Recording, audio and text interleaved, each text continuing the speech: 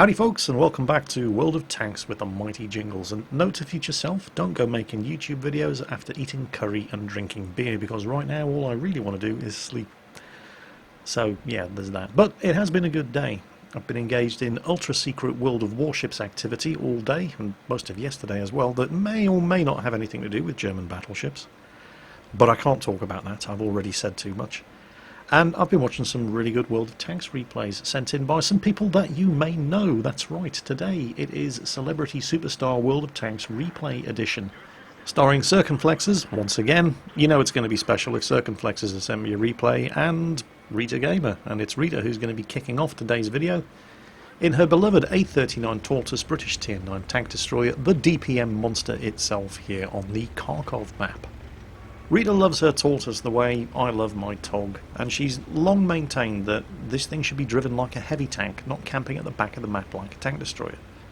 And there's a couple of reasons for that, because, well, if there's nothing to shoot at and you have to go find something to shoot at, well, good luck with the abysmally slow top speed of this thing.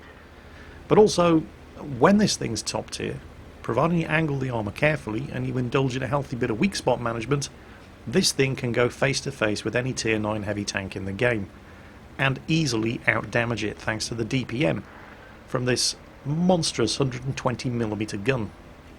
Weak spot management, Jingles? What is this dark art of which you speak? Well, it's that hatch on the top right of the vehicle. And this is weak spot management. The Tortoise loves to shoot around right hand corners because of the fantastic firing arc of that gun. You can park up on a corner like this, angled, and nobody can shoot at that weak spot. Doesn't pay the tunnel vision, of course, and she has spotted the ST1 coming around behind her. Turns the tank around, quickly snaps a shot off against him. Nothing happens. The ST1 is reasonably well angled there, but here comes an E75 as well. The E75 is not nearly as well angled, so she pumps one into his lower plate, but while she stopped to aim, the E75 sniped that hatch, injured her gunner. This is what happens if you get hit in that hatch. The ST1 put one through a frontal hull. You can see the hole there. If she'd been able to angle, it would have made it a lot more difficult for the ST1 to penetrate, but this IS-6 next to her isn't giving her many options. When she is able to angle, she bounced a return shot and was able to penetrate the ST1 once again. The ST1, realising that, actually, why should I sit here and give these guys shots at my hull when there's some perfectly good wreckage here I can hide behind, pulls back, but he's taking fire from all directions. Hits Rita again. She's attempting to return the favour by hitting the hatch on top of the ST1's turret. It's a tiny target to hit, but this is definitely the gun for the job. Waits for her allies to get clear. Boom. Headshot. Suddenly, a wild IS-3 appears. He didn't want to come around the corner and indulge in a bit of surprise butt sex there because of the T-10 lurking behind Rita, but, well, this is the perfect situation in which to get yourself in a Tortoise. Weak spot management. The IS-3 cannot hit the weak spot on the top right of the hull. It's on the other side of the building. The frontal armour is angled at 45 degrees. All he can do is shoot into her tracks, and he ain't going anywhere. Every shot through the hull is detracking him and just keeping him in position, ready for the killing blow. Suddenly, player 3 enters the match, T28 prototype. Now that's a T10. Very mobile, tier 9 heavy tank, and he does have the IS-4's gun, and yet he doesn't appear to want to shoot or perhaps get shot at by this T28 prototype. T28 prototype trying to trick her into firing early. She's not fallen for that. Blows his tracks off. He thinks, oh, I'll just burn my repair kit, which turns out would have been a complete waste of 3,000 credits as he gets bum rushed from behind. And speaking of getting bum rushed, enemy SU-1 going for the GW Tiger, who's furiously pinging for help. It's weird that the GW Tiger didn't see the SU-101 coming, although he does manage to defend himself and shotguns him because the M53 artillery on the team is in the next postcode already. He was certainly paying attention to the map. But the GW Tiger survives for now. Not sure how long he's going to survive for, because here comes the light tank rush spearheading the rest of the enemy team, all heading down this side of the map. Walker Bulldog in the lead with a firing squad of tanks lined up ready to take shots at him, and they all miss. Except for Rita. So they reload to have another go as the Walker Bulldog goes zooming on by, and once again they all miss. Except for Rita. But there's a sneaky little WZ-132 managed to get through in the low ground, and the GW Tiger is toast. The T-10 gives chase, very, very mobile tier 9 heavy tank, as does the Type 59 and Rita. T-10 manages to kill the WZ-132 And while the Walker Bulldog might be fast, it's not as fast as a 120mm shell, and there is absolutely no way that Walker Bulldog was going to get away. And yet for some reason the T-10 thought it was worth losing his tank by ramming him. Not entirely sure that a Tier 9 heavy tank is a worthy trade for a Walker Bulldog, but well, apparently he did, and now the team's down a Tier 9 heavy. Now, while Rita's struggling to catch up, a couple of things are going to be happening with the artillery in the match. First of all, the friendly Jagdtiger has managed to get up to the far opposite corner of the map, and he's already killed one, he's about to kill the other of the enemy artillery. So, that's good. Unfortunately, he's now alone, backed up into the corner of the map, with most of the rest of the enemy team about to focus him down. Secondly, friendly artillery over there. Now, he's going tank destroyer.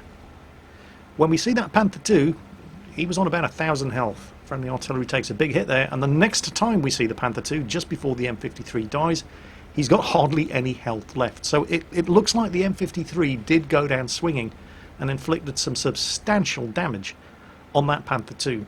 But the Jagdtiger is not going to last. There are just too many tanks shooting at him. And he doesn't seem to be able to do any damage to the remaining tanks on the enemy team. Oh, did you see that? Let me zoom. Let me just rewind and show you that again. Watch this. You're watching for a ricochet. Jagdtiger's about to shoot at the front of the T-10. There it goes.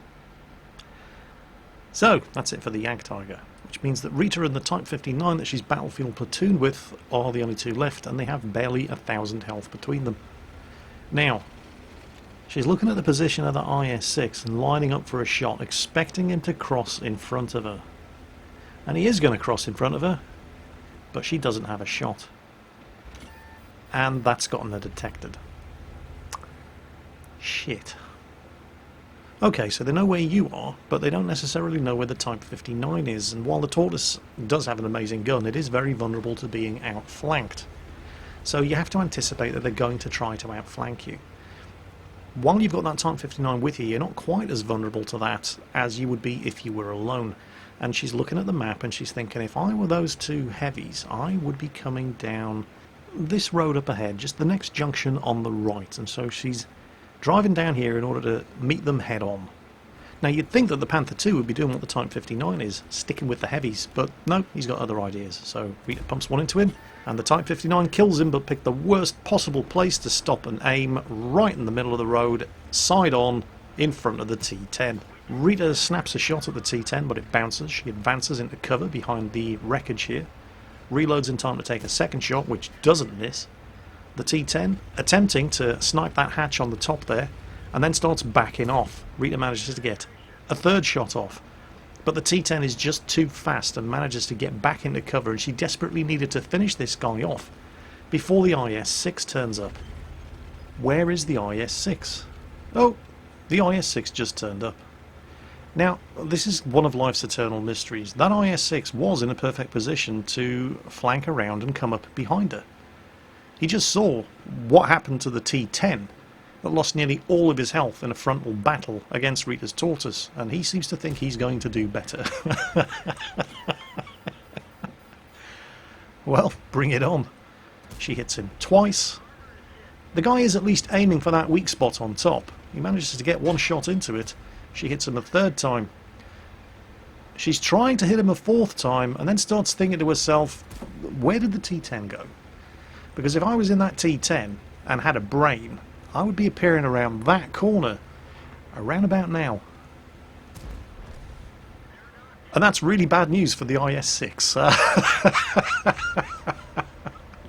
And he decides that the best way he can handle this situation is to commit suicide by Tortoise by driving sideways on around the corner in front of her really, really big gun. So, just another night grinding out tanks on the live stream for RitaGamer with an ace tanker and high caliber on Kharkov, 7,000 damage done. Next up, it's the return of Circonflexes. Now, I've featured a couple of Circonflexes replays before, and he doesn't send me a lot of replays, so I know that when he does, it's always going to be something spectacular. Or at the very least, spectacularly stupid, which when it comes to Circonflexes usually means the same thing. So, here he is on the Mountain Pass map. It's a Tier 6 match. He's in the T-34-85. Very, very nice medium tank with an 85mm gun. That's not the 85mm gun, Circon. Circon, why don't you have the 85mm gun? That's the 122mm howitzer. That's the derp gun. Oh, this is going to be good.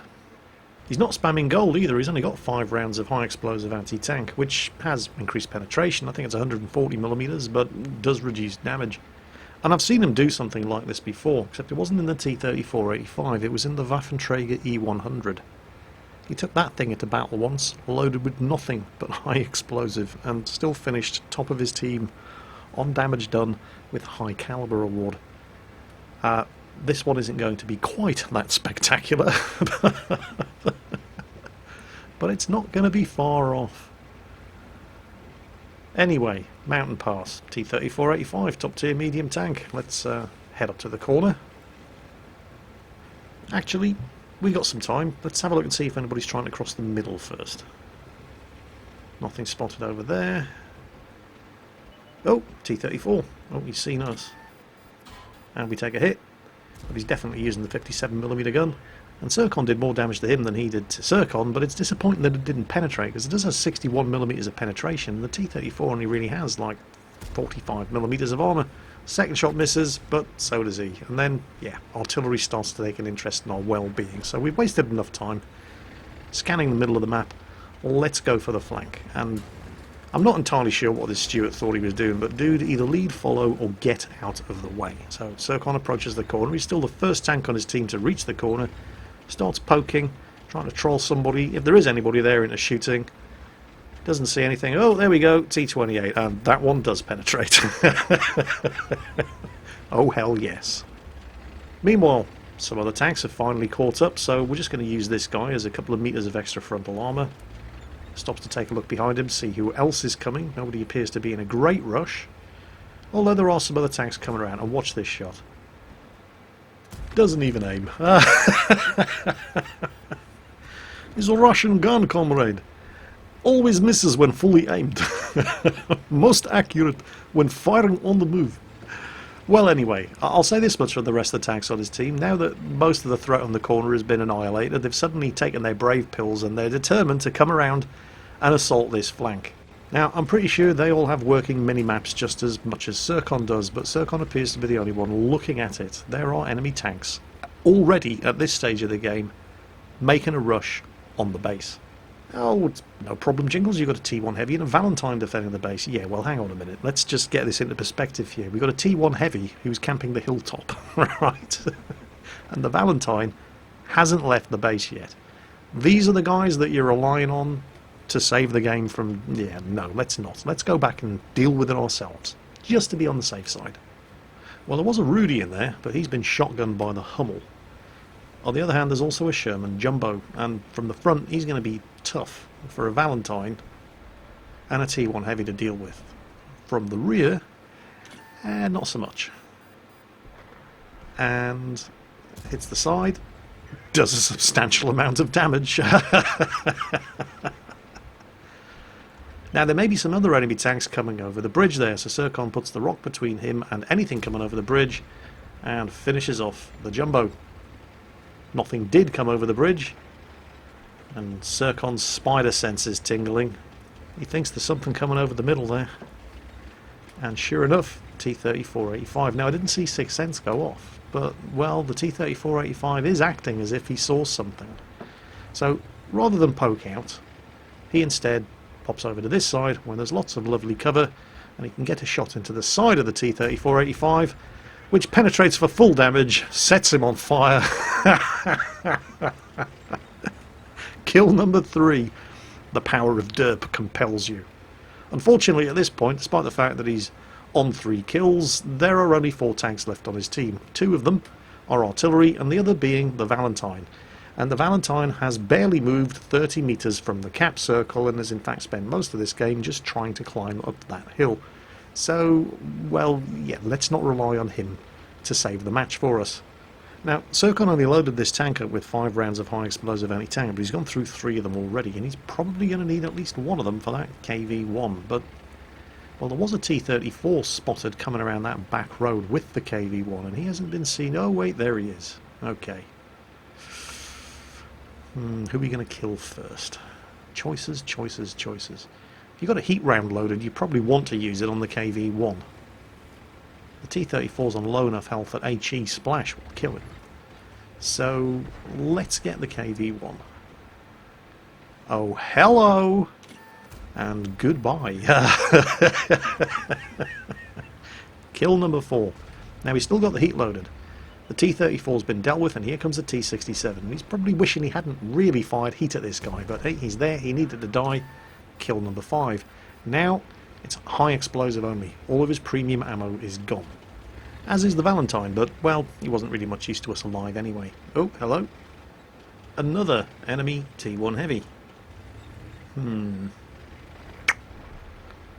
Now these are the guys who slaughtered all of the other tanks on Circon's team who followed him around that far western flank. And he's been spotted, and let's not forget there are 2 artillery on the enemy team as well. Is the T1 going to come up the hill after him? You'll notice the Hummel has hightailed it all the way north. And he's not going to be in a position. Shot out. Didn't do a lot of damage. Hit the gun mantlet.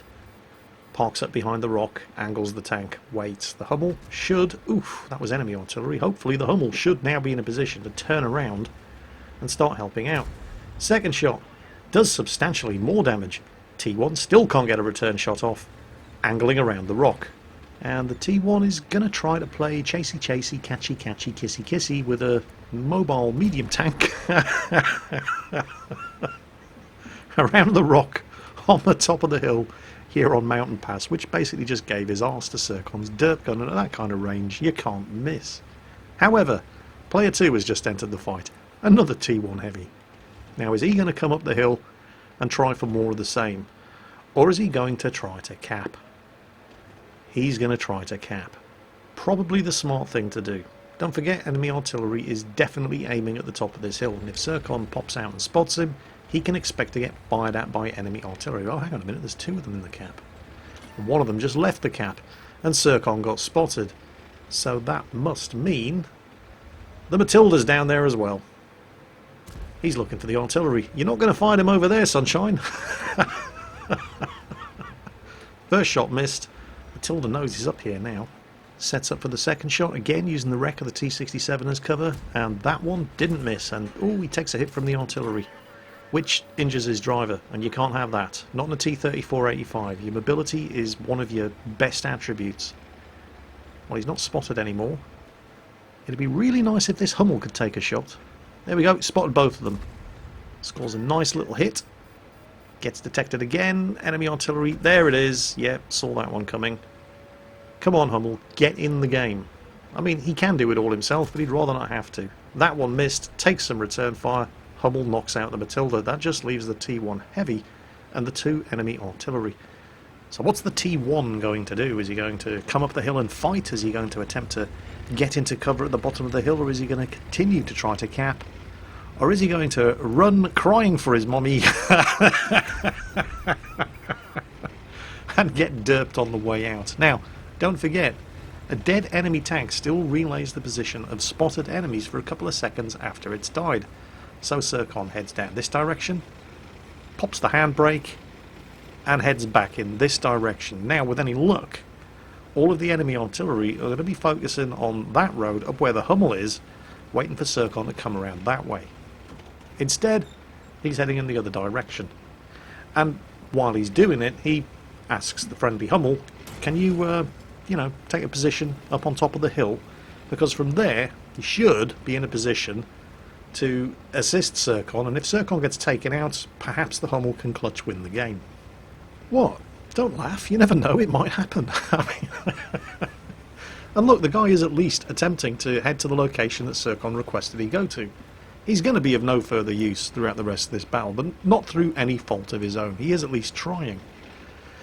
Now, do you remember Circon faked a move around the side there? Yep.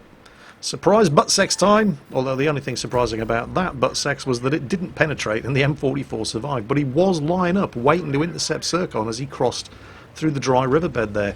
Circon's fake move around that flank had exactly the desired effect. Of course, now he's stuck on a bridge with very, very limited space to manoeuvre, and the final enemy artillery could be aiming up at him.